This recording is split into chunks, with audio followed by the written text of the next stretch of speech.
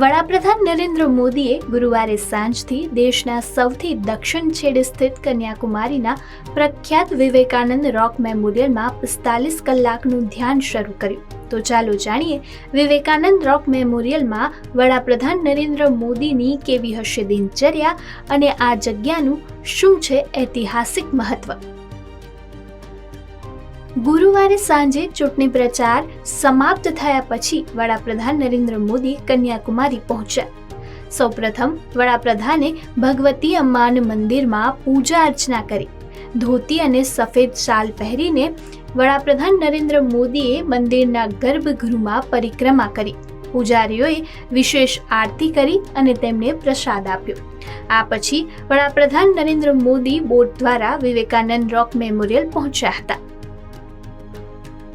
45 કલાકના ધ્યાન દરમિયાન વડાપ્રધાન નરેન્દ્ર મોદીની દિનચર્યા કેવી રહેશે. જાણકારી અનુસાર વડાપ્રધાન નરેન્દ્ર મોદી 45 કલાક દરમિયાન માત્ર લિક્વિડ ડાયટ લેશે.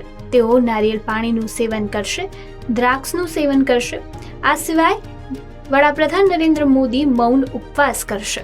તે જ સમયે તે ધ્યાન રૂમમાંથી બહાર આવશે નહીં. તમને જણાવી દઈએ કે આ સ્મારક સ્વામી વિવેકાનંદની યાદમાં બનાવવામાં આવ્યું છે.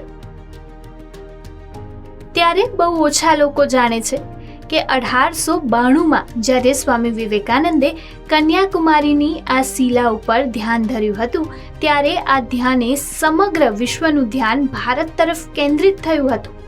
આ તે જ સમયગાળો હતો જ્યારે સ્વામી વિવેકાનંદ આધ્યાત્મિકતા અને હિન્દુ ધર્મની વિશેષતાઓને તેમના જીવનની ફિલોસોફીમાં આત્મસાત કરી રહ્યા હતા. તેમણે તપસ્યા કરવા માટે એક લાંબી યાત્રા પસંદ કરી, જેમાં તેઓ 4 વર્ષ સુધી ભારતભરમાં ભ્રમણ કરતા રહ્યા હતા. આ યાત્રા કન્યાકુમારીમાં સમાપ્ત થવાની હતી. કન્યાકુમારી પહોંચ્યા પછી તેમણે સખત તપસ્યા કરી અને આ જ રોક મેમોરિયલ પર 3 દિવસ અને 3 રાત સુધી ધ્યાન કર્યું. આ ધ્યાનથી તેમને મળેલ જ્ઞાન તેમને સ્વામી વિવેકાનંદ બનાવ્યા. થોડા દિવસો પછી વર્ષ 1893માં તેઓ શિકાગો, અમેરિકા ગયા, જ્યાં વિશ્વના ધર્મોની સંસદનું આયોજન થવાનું હતું.